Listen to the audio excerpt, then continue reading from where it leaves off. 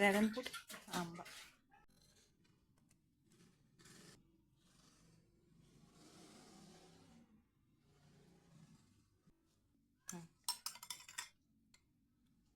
आता हे पीस सगळे या ग्लासमध्ये याला काढून घ्यायचे सगळे. ड्रॅगन फ्रूटचं आपण जे वरची सगळी साल काढून आतला जे गाभा आहे त्या गाभ्याचे थोडे थोडे बारीक पीस केले आहेत. हा आंबा आहे बरं का, हापूस. तर त्याचे सुद्धा असे सगळे आतलं सगळं पल्प काढून घ्यायचा. आंब्याचा काढून घेतला आपण. ड्रॅगन फ्रूटचं पूर्ण हे पल्प काढून घेतलेलं ह्यात घातलेलं आहे. आता वरती हे आंब्याच्या फुली टाकायच्या.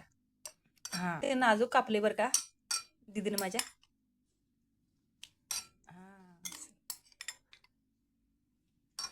हो. आता वरतून गेला आंबा, बरोबर आहे. हा मेप्रोचा रोजचा सरबत आहे बरं का.